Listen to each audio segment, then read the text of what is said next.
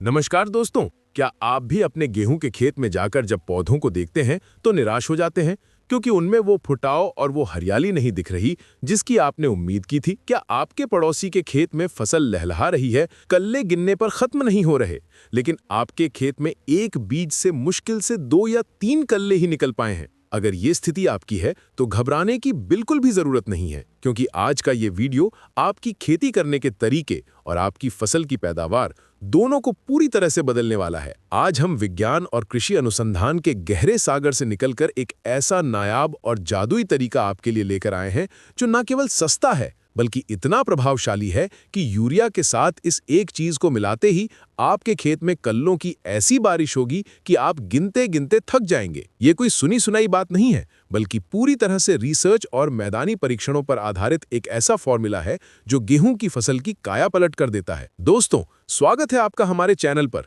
जहां हम खेती बाड़ी से जुड़ी सबसे सटीक, वैज्ञानिक और मुनाफे वाली जानकारी आप तक पहुंचाते हैं। आज हम जिस तकनीक पर बात करने वाले हैं वो बड़े बड़े कृषि वैज्ञानिक और रिकॉर्ड तोड़ उत्पादन लेने वाले प्रगतिशील किसान चुपके से इस्तेमाल करते हैं। वीडियो में आगे बढ़ने से पहले मेरी आपसे एक छोटी सी गुजारिश है कि अगर आप अपनी फसल से प्यार करते हैं और सही जानकारी चाहते हैं तो अभी इस वीडियो को लाइक कर दें और चैनल को सब्सक्राइब करके हमारे किसान परिवार का हिस्सा बने। साथ ही कमेंट बॉक्स में हमें ये जरूर लिखकर बताएं कि इस बार आपने गेहूं की कौन सी वैरायटी या किस्म की बुआई की है, DBW 187, 303 या कोई और। अपने बीज का नाम कमेंट में जरूर लिखें ताकि हम जान सकें कि हमारे किसान भाई क्या उगा रहे हैं। अब बात करते हैं उस मुख्य विषय की जिसके लिए आप ये वीडियो देख रहे हैं। गेहूं की खेती में सबसे महत्वपूर्ण चरण बुआई के बाद के 20 से 45 दिन होते हैं। ये वो समय होता है जिसे हम CRI स्टेज यानी क्राउन रूट इनिशिएशन स्टेज कहते हैं। आसान भाषा में कहें तो ये वही समय है जब पौधे की जड़ें सेट हो रही होती हैं और जमीन के अंदर से कल्ले यानी टिलरिंग की प्रक्रिया शुरू होती है। अक्सर किसान भाई क्या करते हैं कि जब गेहूं 20 से 45 दिन का होता है तो यूरिया डालकर निश्चिंत हो जाते हैं, लेकिन मैं आपको बता दूं कि इस समय पर सिर्फ यूरिया से काम नहीं चलेगा। अगर इस समय पर यूरिया के साथ ये खाद मिला लें तो पौधे के अंदर इतनी ताकत आ जाएगी कि जड़ों का विकास तेजी से होगा और आपके खेत कल्लों से भर जाएंगे। अब बात करते हैं कि हमें यूरिया के साथ क्या मिलाना है। इसके लिए हम बैलेंसिया एक जैविक उत्पाद का इस्तेमाल करेंगे। ये जैविक उत्पाद क्या है? ये एक ऐसा तरल जैविक है जो दूसरे तत्वों को घर की देता आता है। मतलब कि आपके खेत में जो भी पोषक तत्व पड़े हैं ये उन्हें घोलकर पौधे तक पहुंचाता है। कि पहले पानी के साथ या बुआई के कुछ दिन बाद यूरिया का छिड़काव तो कर देते हैं, लेकिन उन्हें वो परिणाम नहीं मिलता जो मिलना चाहिए। इसका वैज्ञानिक कारण ये है कि यूरिया पौधे को केवल नाइट्रोजन देता है, जो पौधे की वानस्पतिक वृद्धि यानी लंबाई बढ़ाने के लिए तो ठीक है, लेकिन जड़ों के विकास और नए कल्ले फोड़ने के लिए अकेला यूरिया काफी नहीं है। जब तक पौधे की जड़ें मिट्टी में गहराई तक नहीं जाएंगी और उनका फैलाव चारों तरफ नहीं होगा, तब तक पौधा मिट्टी में पड़े अन्य पोषक तत्वों को ग्रहण नहीं कर पाएगा और अगर जड़ें कमजोर रहीं तो ऊपर तना भी कमजोर होगा और कल्ले कम निकलेंगे। यहीं पर एंट्री होती है उस जादुई चीज की जिसे अगर आप यूरिया के साथ सही मात्रा में मिलाकर डाल दें तो वो उत्प्रेरक यानी कैटलिस्ट का काम करती है। वो जादुई चीज है ह्यूमिक एसिड। लेकिन ठहरिए, सिर्फ ह्यूमिक एसिड ही नहीं, इसके साथ एक और सूक्ष्म पोषक तत्व का तालमेल बिठाना होता है जिसके बारे में हम आगे विस्तार से बताएंगे।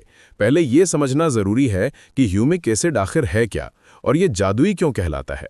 बहुत से किसान भाई ह्यूमिक एसिड को खाद समझने की गलती करते हैं, लेकिन असल में ये खाद नहीं बल्कि एक मिट्टी सुधारक या रूट एक्टिवेटर है। ये खदानों से निकाला गया एक प्राकृतिक उत्पाद है जो हजारों लाखों वर्षों से दबे हुए जीवाश्मों से बनता है। जब आप इसे यूरिया के साथ मिलाते हैं तो ये मिट्टी की संरचना को भुरभुरा बना देता है। गेहूं की फसल में ज्यादा कल्लों के लिए सबसे जरूरी है सफेद जड़ों का विकास। पौधा जितनी ज्यादा सफेद जड़ें बनाएगा वो उतना ही ज्यादा भोजन मिट्टी से उठा पाएगा। ह्यूमिक एसिड का सबसे बड़ा काम यही है कि वो पौधे की सफेद जड़ों का विकास कई गुना बढ़ा देता है।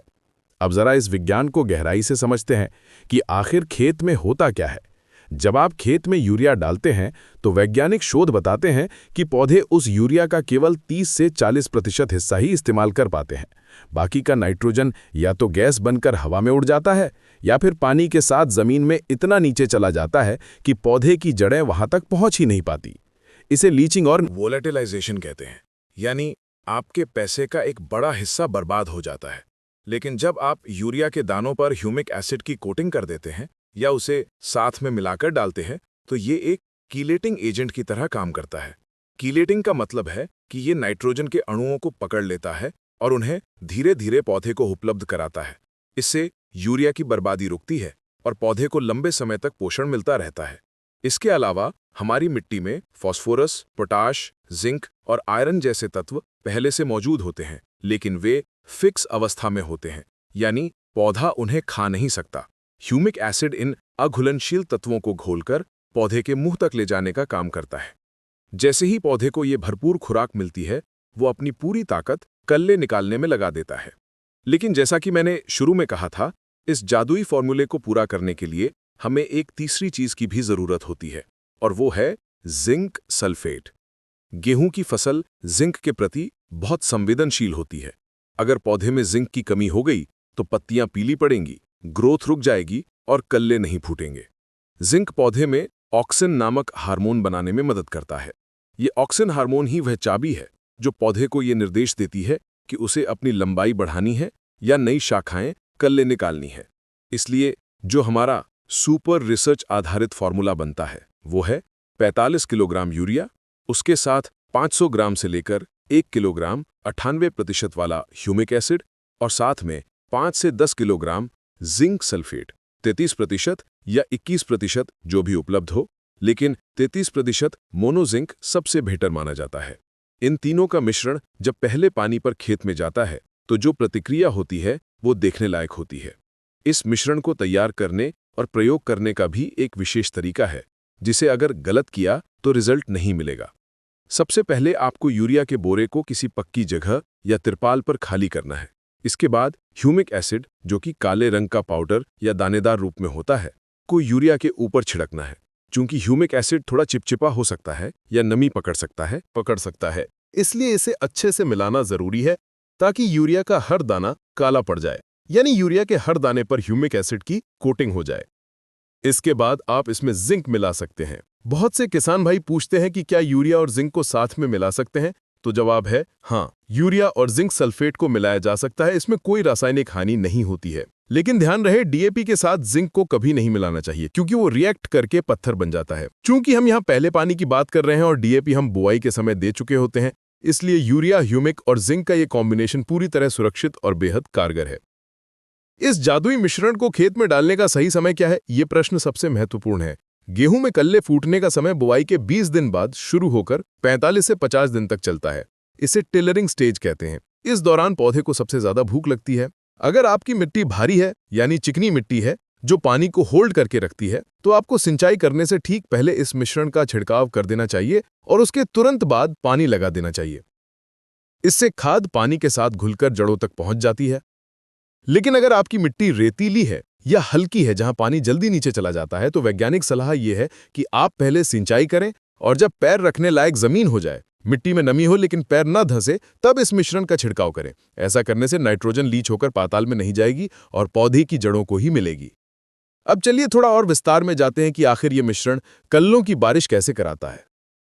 जब यह शक्तिशाली डोज पौधे की जड़ों के पास पहुंचता है, तो ह्यूमिक एसिड सबसे पहले मिट्टी का पीएच बैलेंस करता है।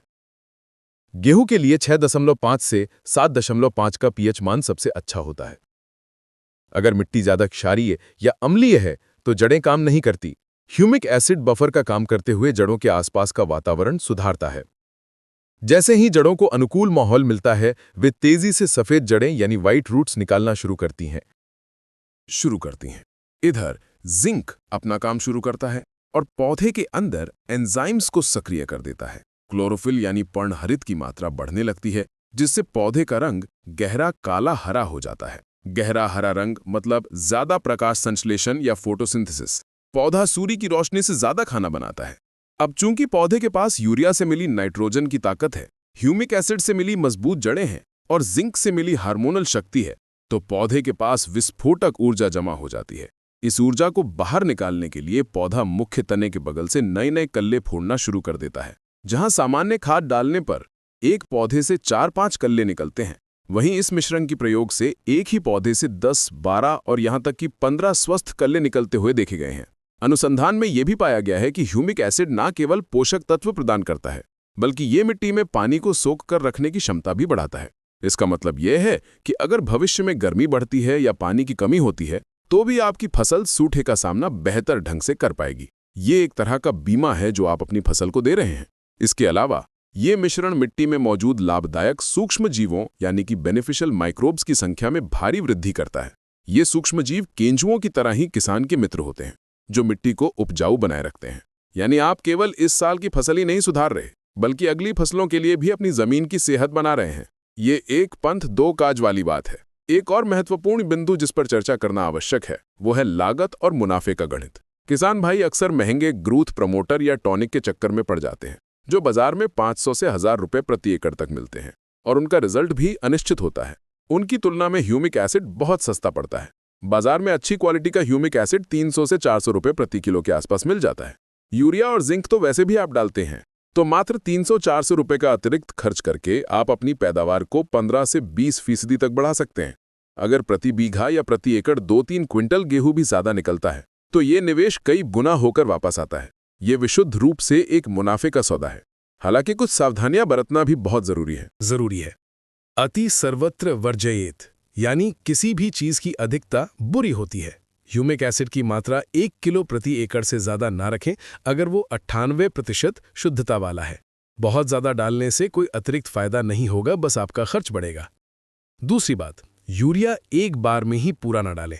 गेहूं की फसल में नाइट्रोजन को किश्तों में देना सबसे अच्छा होता है। पहली सिंचाई पर आधी मात्रा और बाकी बची हुई मात्रा दूसरी सिंचाई पर।